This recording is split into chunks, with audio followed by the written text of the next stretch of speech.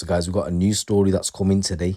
And a TikTok influencer, Mahek Bukhari, also known as Maybe Vlogs, who is described by a judge as self-obsessed, and her mother have both been sentenced to life in prison for the murder of two men who died during a 100-mile-per-hour car chase. TikToker Mahek Bukhari is 24 and her mother, Ansreen Bukhari, is 46, hatched a plot to silence Mr Hussain after he threatened to expose his affair with the latter by leaking a tape, and they were found guilty of murder last month. Hussain was killed in a 100-mile-per-hour fireball crash alongside his friend Ameer Jamal after their Skoda was deliberately rammed off the A46 dual carriageway near Leicester by balaclava-wearing assailants in two pursuing cars on February the 11th last year. I just want to say rest in peace to both the victims, and my condolences go out to your family. Today, as he passed down sentencing at Leicester Crown Court, Judge Timothy Spencer KC said the 999 call heard was one of the most moving and distressing pieces of evidence ever heard in court. The judge Spencer told Mahek she had an exaggerated sense of entitlement, saying, "You are oblivious to the damage you do." Before her arrest 18 months ago, Mahek had boasted of having more than 100,000 followers on TikTok and around 40 or 50,000 on Instagram. He continued, the prosecution categorized this as a story of love, obsession and extortion, and in that they were right. They were also right in categorizing this case as one of cold-blooded murder. He said the pair had caused a deadly maelstrom. So Mahek has been sentenced to a minimum of 31 years and 8 months. Her mother Ansreen has been ordered to serve a minimum of 26 years and 9 months. Mahek was said to have taken part in the ambush after, as I stated, Mr Hussain had threatened to use some material on his phone to expose a long-running affair he had with her mother Ansreen. The daughter then lied to police in a desperate attempt to escape justice, giving a rambling account of witnessing a traffic accident in which she squared the blame at two other vehicles. Or anything, but it was blue, come straight down, no speed, nothing, normal on the right hand side. We were always on the left hand side. This right hand side car's come now, the Leon, this is the blue one, has come straight next to me and come right in front of me, not very close. I've always said to myself, I'm a very good driver when it comes to this. I've been driving for 5 years, 45 years, and I've said to myself, always keep a 2 to 3 second rule gap, always. When I've said to myself, always done that. So this car's come not close, I've always braked. So I was doing 60, it was 70, I think it was 70 on the dual carriage or 60. I was doing 50 straight away, went back, went to 50 to 60, went back. This car didn't do anything to me. I don't know who, just a normal car going on the right to the left. This silver car, I don't know which brand it was, model. It's come zooming down. I've kept this second to 3 second rule gap, and the blue Leon's in front, and I'm at the back. This silver car's come and cut into the middle, so we're basically all three cars very close. I braked and I said to my mum, what is this car trying to do? And my mum said, May, just keep your distance, everything's going to be okay. It's okay, just a reckless few people, just reckless because they know it's all the way down. If there's any cameras, there's going to be cameras. They must know there's no cameras. So they've gone all the way down. They've cut into my car. I've kept my distance. I braked. I think got to at least 40 because there was no cars behind me. Going to 40. This car was not threatening me, but agitating the blue car. So the blue car went onto the right lane, which is the overtaking lane, and the silver car went onto the right lane with the same car as the blue. So then the blue car went onto the left, and the silver car kept to the left, and it was just harassing. Like the blue car was trying to let you go, like go, you can go now because I'm letting you go. But this silver car was not letting the blue car go. So I was thinking, okay, well, they're not agitating me, they're not trying to put me off my driving. I'm going on my left lane, I'm further away from these cars. So like I said, they were doing their own thing. I've gone past on the right lane now. The blue car's in front always, the silver car was behind. I've gone past and I've gone further away from this car on the left side, and then the blue car has caught up with me on the right side. I don't know who they are, I didn't even see the silver car as well. And the silver car, all I hear is like a you can hear like a bang, but not a big bang. It was like you hit behind me, basically. The silver car's hit the blue car at the back like a touch, but you can tell the blue car has gone a bit faster. So I looked at my mum and I goes, Mum, what is going on? What is wrong with, are they I don't know if they're drunk, what are they trying to do to this blue car in general? So my mum goes, mate. Guys, later on this video, if you want to go and check that out, it'll be there. Fellow defendant Rekan Karwan, who's 29, and Raees Jamal, who's 23, have also been sentenced to life. Karwan has received a minimum term of 26 years and 10 months, and Raees Jamal got 36 years in prison as a minimum. The remaining defendants have been sentenced for manslaughter, including Natasha Akhtar, who was jailed for 11 years and 8 months, Ameer Jamal, who was sentenced to 14 years and 8 months, and Sanaf Gulamustafa, who's going to be imprisoned for 14 years and 9 months. So guys, I'm also going to go through the mitigation with regards to what their legal representative said straight after this. So just briefly going into the victims, who were both 21 from Banbury in Oxfordshire, were in a Skoda chased by an Audi and Seat containing the 8 defendants. The court was told Mr Ijazuddin's Skoda Fabia split in two and caught fire after hitting a tree at the Six Hills Junction in the early hours of February the 11th last year. Mahek Bukhari and her mother had denied 2 counts of murder. The prosecutor said Mr Hussain was lured into meeting with the Bukharis in a Tesco car park in Leicester on the pretense of giving back the £3,000 he said he had spent on his older lover taking her out during their relationship. But Ansreen and Mahek arrived at the arranged meetup along with 6 others in 2 vehicles, an Audi TT and a Seat Leon. Mr Hussain then arrived at the car park in a Skoda Fabia, being driven by his friend Mr Ijazuddin, who had said he would take him as a favour. And then there was footage which showed the Skoda Fabia arrive in the car park and immediately leave with the Audi TT and the Seat Leon following the Skoda at the car park. And then the cars ultimately ended up in a 100-mile-per-hour chase. There was a 999 call made by the front seat passenger Mr Hussain moments before his death, and he said their car was being rammed off the road by balaclava-wearing assailants in 2 pursuing cars. So guys, I'm just going to go through the full story with regards to what happened that fateful night, and at the end of this video I'll also go through the mitigation statements and also the family impact statements as well. In this video that you're seeing now, the influencer was spotted using her phone while walking casually alongside a number of those that were involved moments after murdering the mother's toy boy lover and his innocent friend by ramming their car off the road in a 100-mile-per-hour chase. Mahek Bukhari and her mother Ansreen hatched a plot to silence Ansreen's younger lover, Sakib Hussain, after he threatened to expose his affair with her by leaking their sex tape. He was killed in a 100-mile-per-hour fireball crash alongside his innocent friend, Hashim Ijazuddin. They were both 21 after their Skoda Fabia was deliberately rammed off the A46 dual carriageway near Leicester by balaclava-wearing assailants in 2 pursuing cars on February the 11th last year. I just want to say rest in peace to both of the victims. Our condolences go out to your family. So let's go back a bit. So 3 years previously, Mrs Bukhari had begun a secret relationship with this younger man, which only her daughter knew about.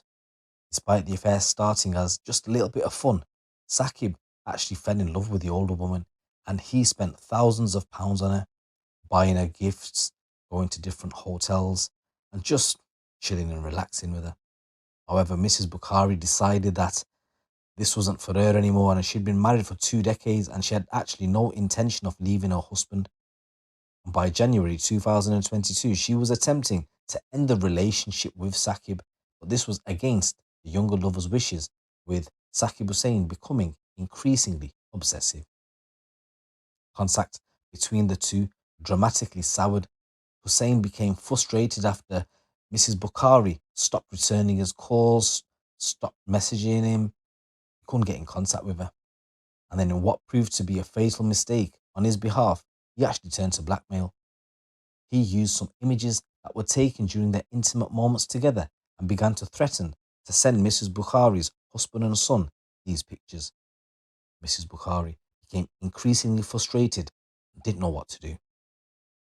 Her whirlwind romance that she was having soon became a nightmare, and she turned to her daughter to ask her for advice and assistance. And in one WhatsApp message, her daughter Mahek said, "Don't worry, Mum, I'll soon get him jumped by guys and he won't know what day it is." It was from then on that a plan was hatched. It was put in motion to silence Hussain, whatever it took, regardless of the cost. Ultimately, it cost his life. There was an agreement struck between Mrs Bukhari and Sakib to pay £3,000 for his silence about the affair. The deal, though, remained a problem, as The two women had no confirmation that Hussain had deleted the images from his device after the payment. So what they basically agreed was £3,000, he deletes the pictures. But they thought, what can we do in order to verify that those pictures don't exist? Mahek turned to her friend, a 28-year-old Rekan Karwan, for assistance. He in turn turned to a number of his pals who would each play a part in setting up the trap for Hussain, hoping that in numbers they could force him to hand over his phone, check his phone, make sure that he's deleted it, and then do one. However, coming back to this video now, wearing a pink jacket, blue trousers, she looked calm and collected alongside the 6 other people who were all dressed in black. There was other footage which showed Mahek just hours after the crash, sat on the edge of a sofa in a pink onesie as she told officers, so at first we stayed here and then we went straight to Nottingham. Yes. So we stayed here and then we went straight to Nottingham. Right. Okay. In the Audi. Her lies continued in a police interview where she spoke animatedly while giving a rambling account of witnessing a traffic accident in which she squared the blame to her 2 other vehicles, insisting she was a very good driver. She alleged there was a blue Seat Leon came into view from the right-hand side before a silver car cut in front of her. She said this car was agitating the blue car, it was just harassing, and the silver car was not letting the blue car go. I went past and got further away, and then the blue car came up and caught up with me. All I heard was a bang when the silver car hit the blue car. I said to my mum, what's going on? Are they drunk? What are they trying to do in this blue car? Continuing her description, she claimed at one point she turned around and the silver car was... There's a car that's coming on the right hand side, a Seat Leon, don't know the model or anything, but it was blue, comes straight down, no speed, nothing, normal on the right hand side. We were always on the left hand side. This right hand side car's come now, the Leon, the blue one, has come straight next to me and come right in front of me, not very close. I've always said to myself, I'm a very good driver when it comes to this. I've been driving for 5 years, 45 years, and I've said to myself, always keep a 2 to 3 second rule gap, always. When I've said to myself, always done that.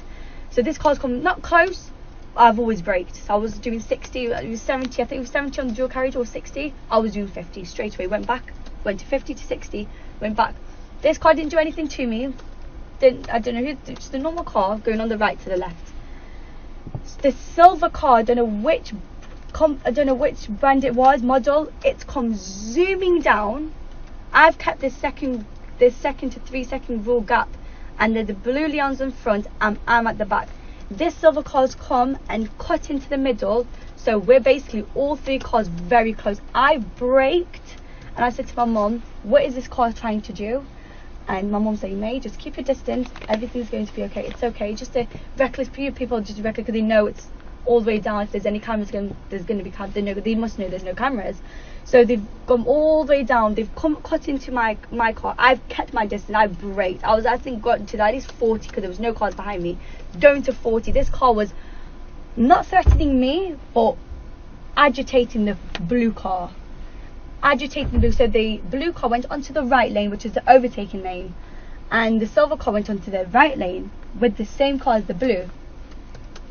So then the blue car went onto the left and the silver car kept into the left, and it was just harassing. Like the blue car was trying to let you go, like go, you can go now because I'm letting you go. But this silver car was not letting the blue car go. So I was thinking, okay, well, they're not agitating me, they're not trying to put me off my driving. I'm going on my left lane, I'm further away from these cars. So like I said, they were doing their own thing. I've gone past on the right lane now. The blue car's in front always, the silver car was behind. I've gone past and I've gone further away from this car on the left side, and then the blue car has caught up with me on the right side. I don't know who they are, I didn't even see the silver car as well.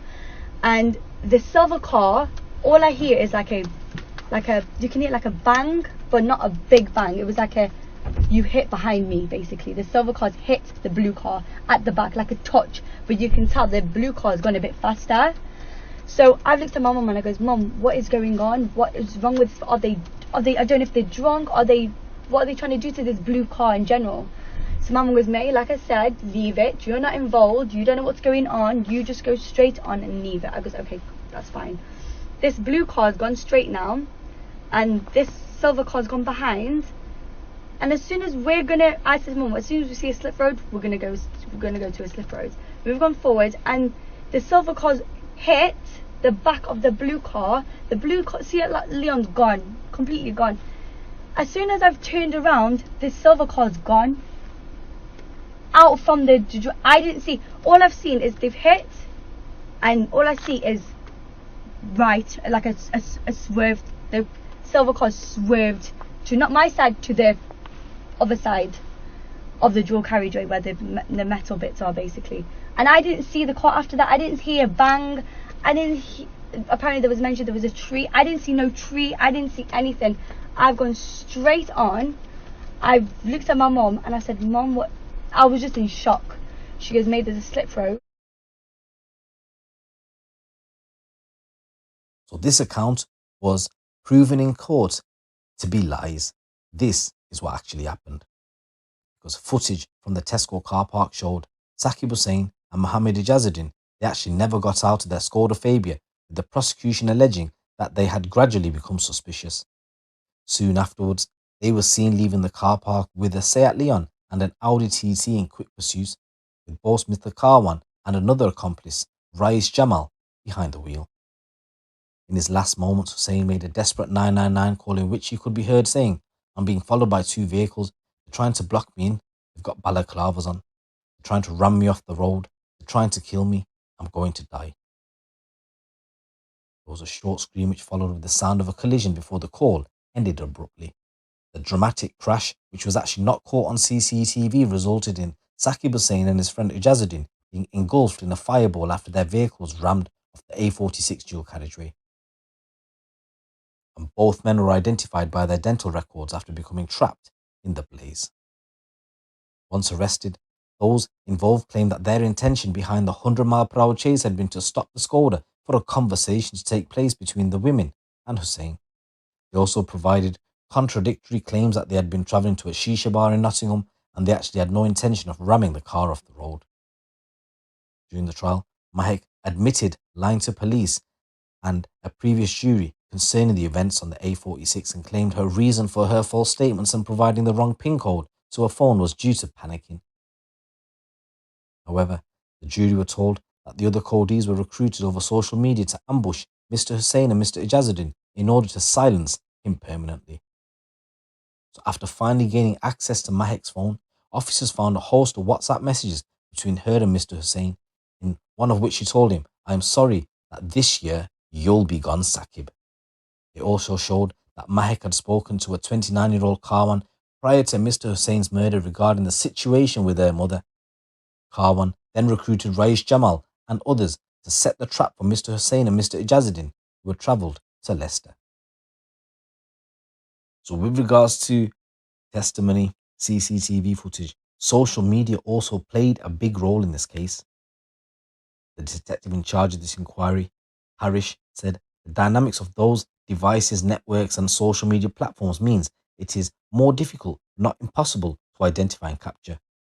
We managed to achieve that, and we've managed to achieve a considerable amount of evidence to support this investigation. The world of social media does offer different challenges to the police and investigations against the traditional phone calls and text messages, but it's not impossible to capture. Crash, a tragic accident, but unbeknown to those, in the minutes leading up to the car hitting the tree, Sakib had made a very chilling 909 call to the police. Now the call commenced, and he reported to the operator that they were being followed by 2 vehicles, that the occupants were wearing balaclavas, they were blocking him in, they were hitting his car, trying to ram his car, and it progressed along the A46 when he was providing the operator with some key location data, some key signposts, until very close to the end when he reports a car extremely close. You then hear a sound and then screams and silence then as the car hits a tree. So we quite early on were aware from the police perspective that this wasn't just an ordinary traffic collision stages. And then clearly, as the investigation progressed, and people were being arrested and interviewed, it was clear then we had some considerable involvement with social media and contents around who was contacting who and how they were contacting each other, which we can come on to in a little bit. But in essence, the contact between them in the early stages was scant. It was reliant upon traditional phone calls and text messages, and that wasn't clearly presenting the whole picture at the time. So, and Saqib's phone clearly was destroyed in the accident or the crash, so we couldn't get anything from his phone. So we were left with a big gap in terms of how do we piece everybody together, knowing what we knew from the families, knowing what we had an inclination about, but there was nothing to support the accounts. And it wasn't until a lot later, close to the first trial, that we were able to obtain the phone data from Saqib's destroyed phone and the pictures and the images with the help of his family that showed the contents, the phone calls, the social media, but more importantly, the photographs of him and Ansreen Bukhari that really brought the whole investigation together and showed that there was a sexual relationship or had been going on between the two of them, something which they denied right up until the point that we were able to show the evidence to the defendants. Before the first trial, we had a considerable number of messages from Saqib to Ansreen and Mahek, talking about wanting to meet up, talking about the money, talking about the pictures, talking about, telling her husband and her family about these indecent images or these videos that he'd got, wanting money from them. And also it showed that some of the messages that would have been on Ansreen's phone have been deleted because Mahek had screenshot some of the messages from her mum's phone. So we could see the screenshots on Mahek's phone, but we couldn't see the relevant messages on Ansreen's phone. So we knew that they'd been deleted there as well. That obviously hampered the investigation. Well, I think the point you make is it's been an extremely long investigation. It commenced on the 11th of February. So we're almost 17, 18 months further down the line. We've gone through one trial almost to the end of the conclusion. It's a massive amount of work gone into this from the investigation team, from all parts of the investigation team, through bringing this through a daily basis to the court. And that's not just the police, it's the Crown Prosecution Service and the prosecution barristers. So there has been a massive amount of work, and will be satisfied at the end of it. We presented a really good case, a really strong case. The families, for them, it's not the end of the road, but it's at least some closure for them from a court perspective. She presented a number of reasons why she hadn't done so. It was the fear of how she would be seen within her family, her community, by having an affair with Saqib, how that might pan out, how that might affect Mahek's media account or media opportunity. So she used a couple of examples as to why she hadn't have done, which I think it's important to say, if she had have done, I think having been with Saqib's father on many occasions, I think if she had have reported the police or had have spoken to him, I don't think we would have been in the situation we were on the 11th of February. And I think both the lads would still be alive today.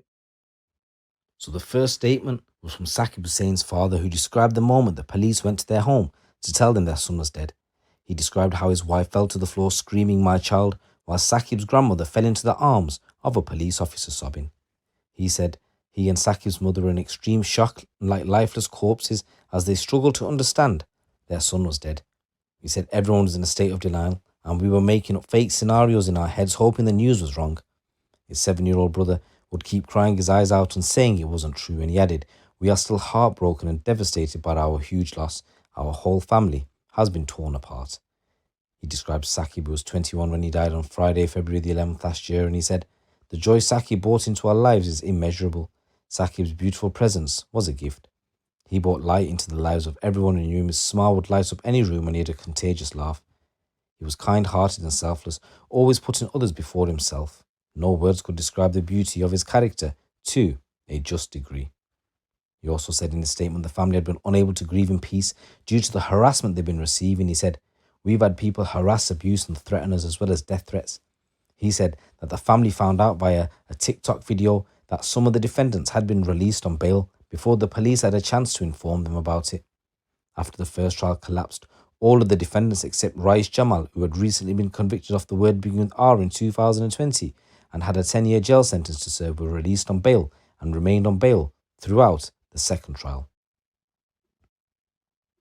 The following statement was from Mr Ijazuddin's family, which was read out by his father, and he said, "I've never felt pain like this and never imagined something like this could happen to someone so loving and giving. None of us have recovered from losing him in such a brutal way." He described Hashim as a superstar and that since losing him, the family have been living in a nightmare that has shattered our lives. He said he was just 21 and he had his whole life ahead of him. Even in his last moments, he was helping others. He said the family were not the same since Hashim's death and never will be. He said it's like losing a limb, and when one limb is ripped, it affects the whole body.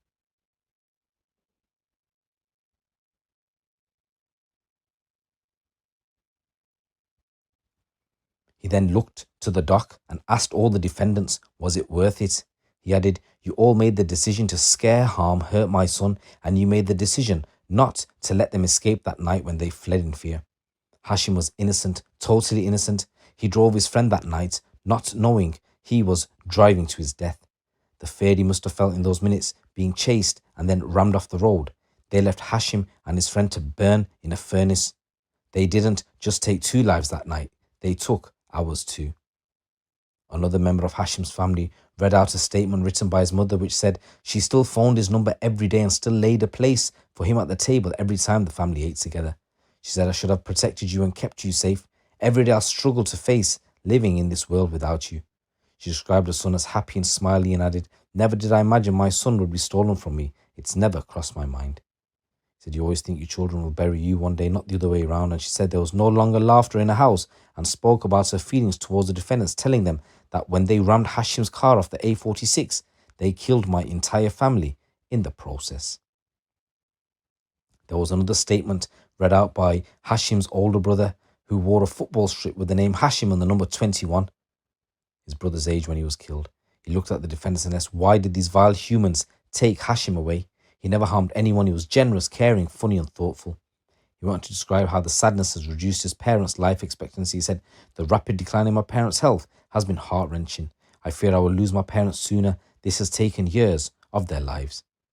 He said that whatever he sat alone, he had anxiety attacks. He said, "These attacks cripple me. I want to join him. I want to get in his coffin on the day of his burial. The men around me had to physically restrain me from doing so." So just before mitigation, the prosecutor, Mr Thompson, said that there were several abrogating factors regarding how the defendants behaved after the 2 men's deaths. He referred to the fact that none of the defendants called the emergency services after the crash, the face coverings worn by some of them back in Leicester, and the attempts to switch mobile phones, and the fact that Raees Jamal and Rekan Karwan had fled to London. He also referred to Mahek's failure to give the police the correct pin for a phone, which led to officers setting off the factory reset, wiping evidence from a mobile. The prosecutor said, however, that was a deliberate attempt to mislead police and led to a long wait for the detectives to get access to Mahek's cloud accounts, which had some of the data from her phone. So in mitigation for Ansreen Bukhari, barrister Patrick Upwood KC was the first to give his mitigation, and he said that if there was any planning taking place, it was not by his client. He said she only spoke to her daughter and didn't know 4 of the defendants at all. He said there was no communication between his client and the 2 she did know, Rekan Karwan and Raees Jamal. He said although plans had clearly been made, Ansreen was not preparing to take part in them. He said his client went to the gym and was called back by her daughter. He challenged the idea the defendants carried out a group attack on the 2 men. He said, group attack? There were several people involved, but this is not a case where all 7 defendants got their heads together. He said it was tragic as it turned out, but there is a room to believe the impetus of what happened was not anticipated before what happened. He said that while the jury had convicted his client of murder, that is not to say she set out with any plan to commit murder. And he added that Ansreen had no weapon, no disguise, and did not lie to the police, deciding instead to stay quiet in her interviews. He said for months she had been under pressure from Saqib and we invite your honour not to ignore the pressures threats were being made to expose what had taken place between them, threats to expose photographs, all of which were pretty horrifying. He added that as a mother, Ansreen knows the effect of what she did. Her moments of weakness have caused her as time goes by. He said the wickedness of Saqib is but part of what happened that led to her acting her weakness, and he added she will have to spend the rest of her life living in the shadow of her shame. So the defence barrister for Mahek Bukhari, Christopher Millington, stated that Saqib was engaged in serious criminal behaviour towards Ansreen and Mahek after Ansreen tried to end the relationship. He was sometimes threatening with an underlying theme of coming to the family's home with his mates to confront them. He described a bombardment of messages from Saqib to the Bukhari women. He denied there was any premeditation to the murder. He said decisions were taken and intentions were formed on the spur of the moment. On the A46, the evidence does not establish an intention to kill, which makes a difference on the facts of the case. In mitigation for Raees Jamal, his barrister Leonard Smith said his client was never told the whole truth by Mahek Bukhari and only found out about Ansreen's affair with Saqib after he was in custody charged with murder. He said there was no intent to kill.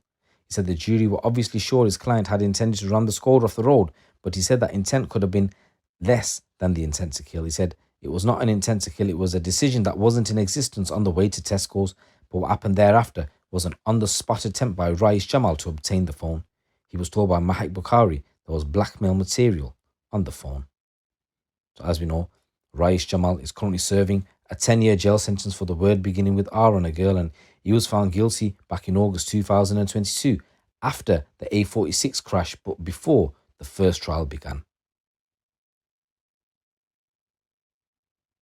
The defence for Rekan Karwan also gave mitigation, and she stated that Rekan Karwan had got involved to act as a mediator and added that he hadn't been told the full truth by Mahek Bukhari. She said the decision to ram the Skoda off the road was only an intention for a short period of time. She said Rekan Karwan was driving Mahek's Audi TT when the fatal crash happened, only ever intended to scare Saqib and never intended any serious harm to Saqib or Hashim. She said on the topic of her client fleeing to London after the crash, she said that was done out of shock and said that he did hand himself in eventually. She said Karwan had moved from Iraq with his family at the age of 11 and set up his own car garage, also working a second job with Amazon.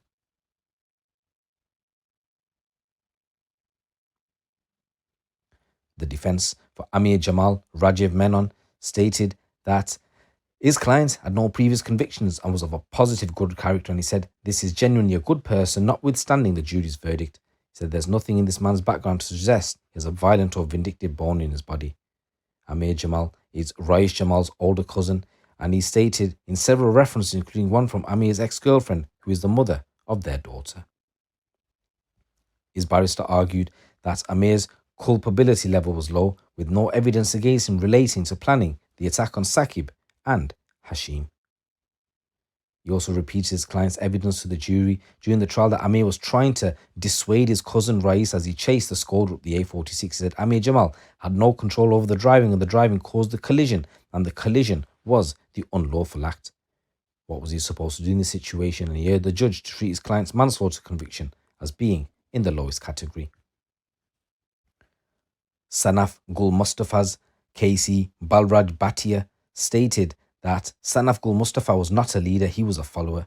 The jury heard during the trial that Sanaf had asked Raees to go out with him to Tubo Shisha in Leicester in the hope that Sanaf would be able to speak to his ex-girlfriend and try and win her back.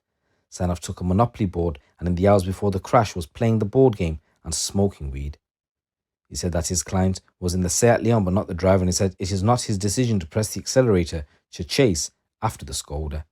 He also described how his client's father, who had cancer, had died the same day Sanaf was arrested. He said the loss of his father made his client aware of the grief felt by the victim's family.